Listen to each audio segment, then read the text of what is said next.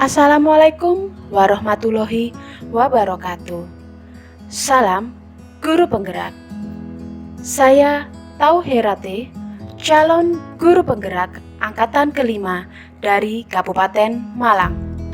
Pada kesempatan kali ini, saya akan menyampaikan koneksi antar materi, kesimpulan, dan refleksi filosofi Ki Hajar Dewantara.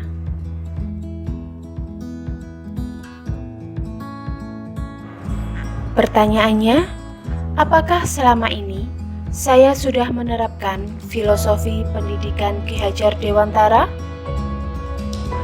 Dan jawabannya adalah belum. Sebelum mempelajari filosofi pendidikan Ki Hajar Dewantara, yang saya lakukan selama ini adalah 1. Pembelajaran masih berpusat pada guru atau teacher center.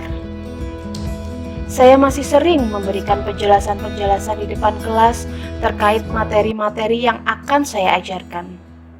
Saya juga masih memberikan berbagai macam teori-teori yang mungkin sangat susah untuk diterima oleh masing-masing individu murid.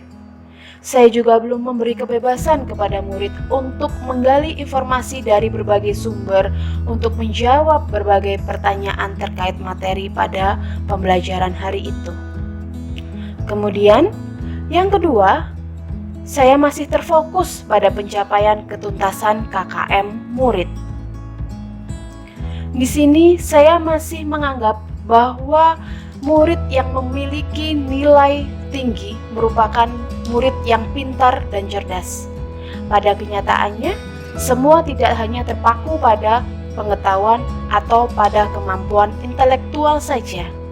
Semuanya harus seimbang antara kemampuan kognitif, afektif, serta psikomotor. Kemudian, yang ketiga, saya tidak melihat keberagaman karakteristik murid. Di sini saya masih menggunakan penilaian yang sama untuk berbagai karakteristik murid. Saya belum memahami potensi-potensi diri yang dimiliki oleh masing-masing murid, di mana masing-masing murid memiliki potensi yang berbeda-beda, sehingga saya tidak bisa memukul rata masing-masing kemampuan murid. Yang keempat, suasana pembelajaran yang kurang menyenangkan. Dalam pembelajaran sehari-hari masih terkesan serius, masih terkesan suasana pembelajaran yang menegangkan. Seharusnya saya bisa menciptakan suasana pembelajaran yang lebih menyenangkan, sehingga murid akan merasa nyaman, bahagia, senang, dan merasa bahwa pembelajaran itu serasa seperti berada di taman bermain.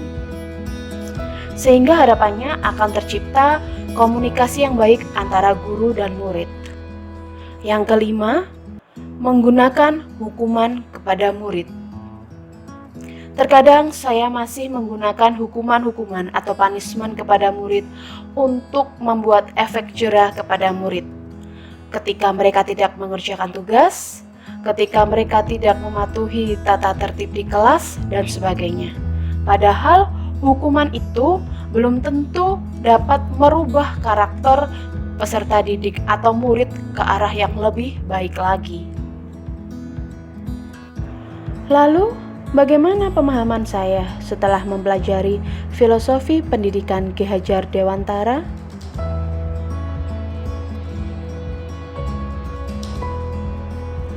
Pendidikan dan pengajaran.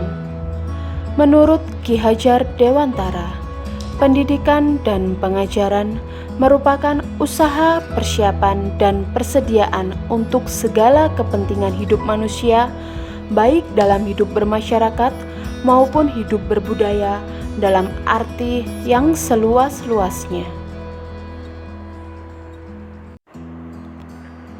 Filosofi Ki Hajar Dewantara. 1. Memerdekakan manusia. 2. Sistem Among. 3.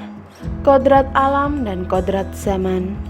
Yang keempat, Pembentukan budi pekerti dan karakter.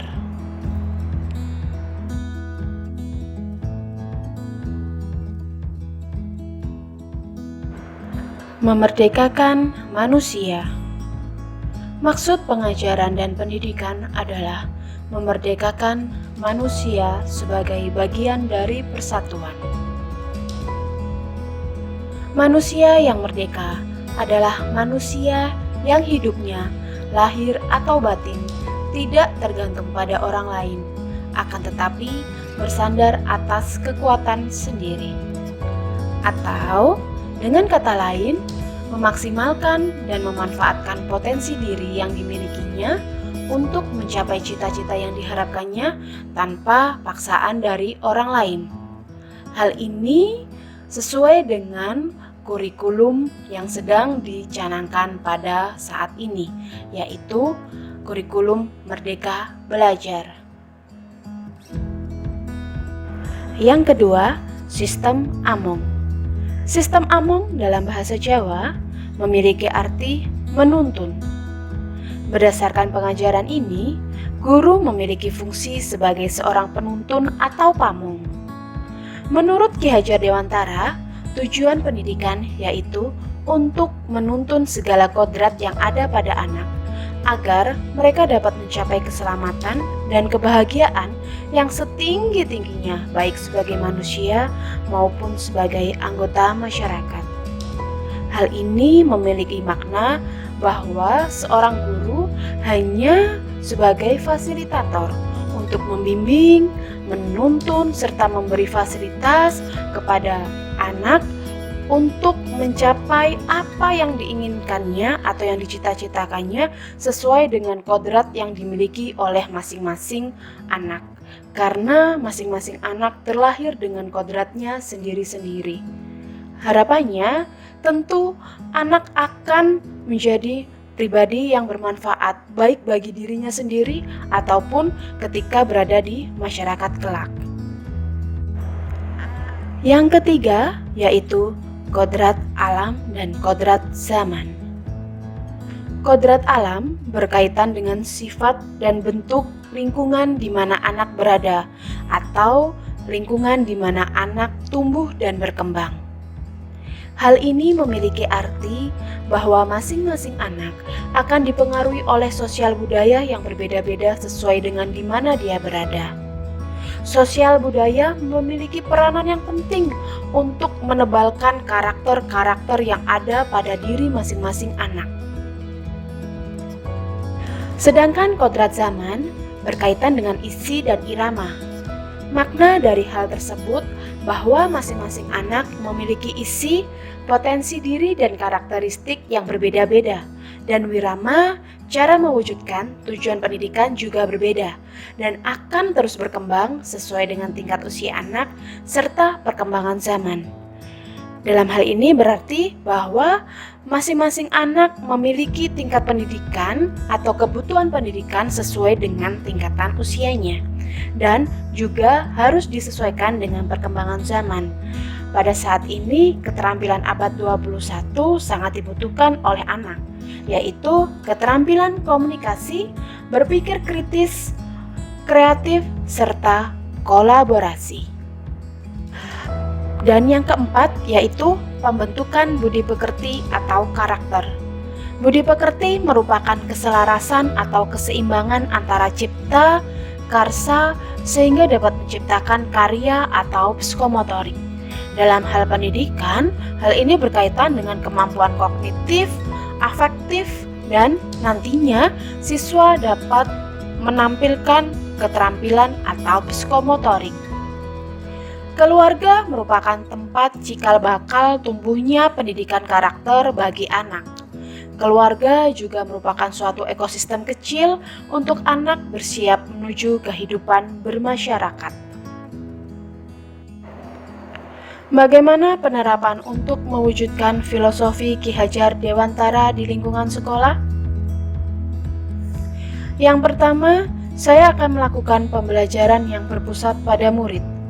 Guru di sini hanya bertugas sebagai fasilitator atau sebagai penuntun.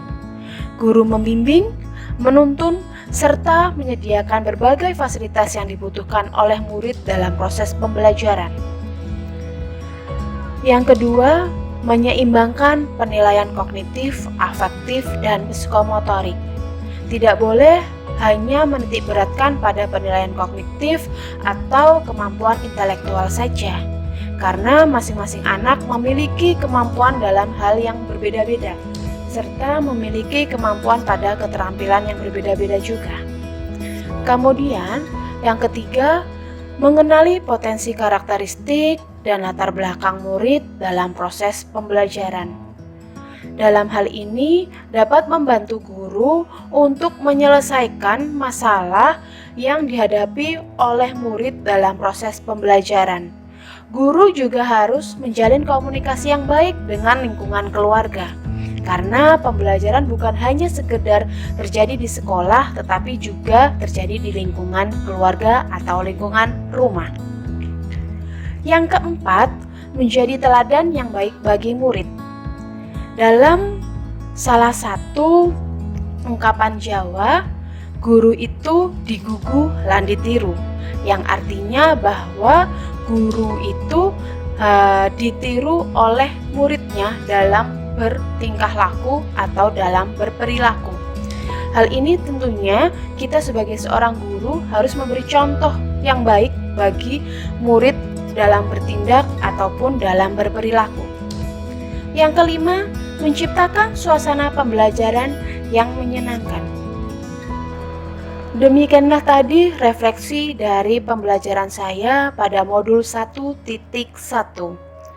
Semoga bermanfaat dan terima kasih. Salam Guru Penggerak.